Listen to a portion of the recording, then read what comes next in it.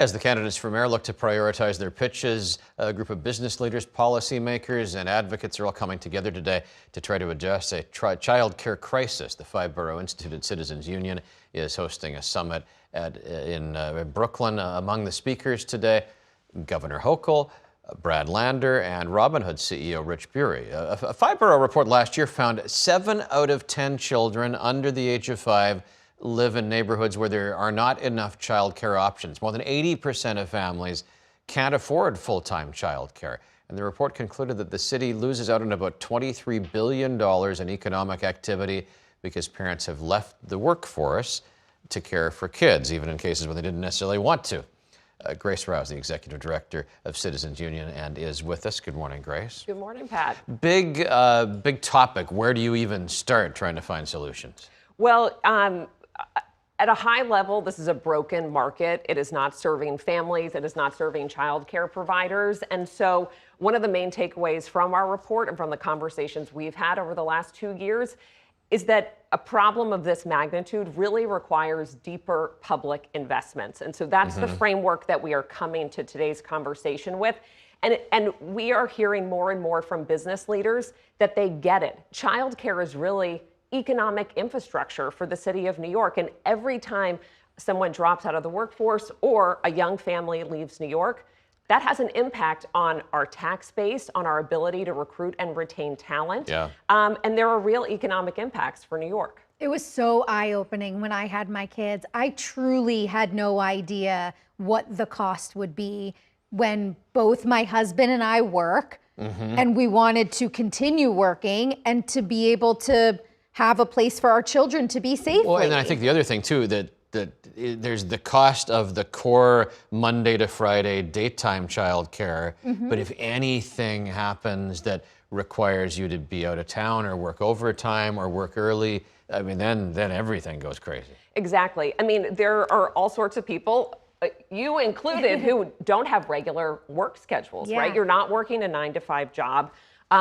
New York City, one of the panels today is on the 24/7 workforce. We have a senior leader from New York Presbyterian Hospital coming to talk about childcare for healthcare workers. The CEO of Etsy is speaking today. And of course, all the Etsy sellers on their website, many of them are just independent business people working out of their own homes. They have real childcare needs. So this is an issue that is becoming a bigger and bigger problem for the city because the cost of childcare has frankly only gone up since you and I had our children, Jamie.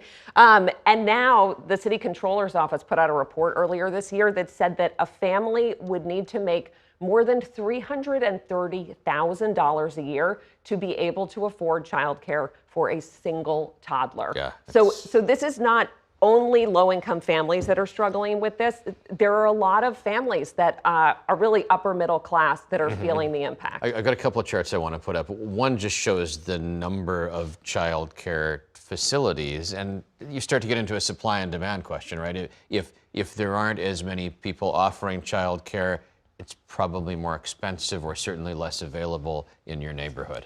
Right, so we don't have enough seats for the families that want them. I just spoke this week with a mother who lives in Brooklyn who is commuting to Jersey City to enroll her child in childcare because she could not find any reasonable options anywhere near where she lives.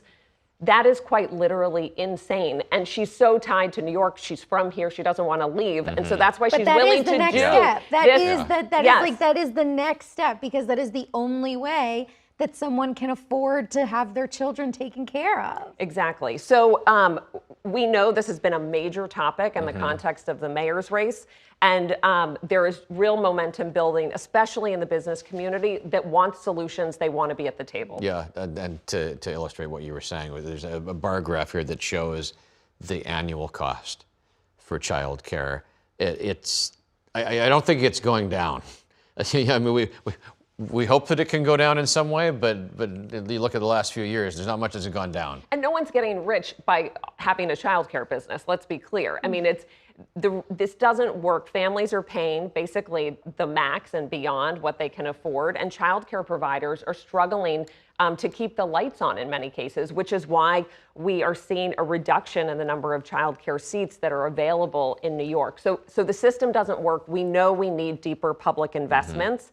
And we're really excited that Governor Hochul is going to be there. Just this week, she said she is confident that New York can get to universal child care. It's something she has been working on, is very committed to. And we're thrilled to have so many business leaders in the room today who are ready to be part of this conversation and lead on this issue. Thank you for starting your day with us. I know you've got a full day ahead. Thank you for having me. Thanks, Grace. Thanks for watching our YouTube channel. For more stories in your communities, click the subscribe button right here. You can also download our app or watch us on TV for the latest news and weather updates every 10 minutes and more. We'll see you then.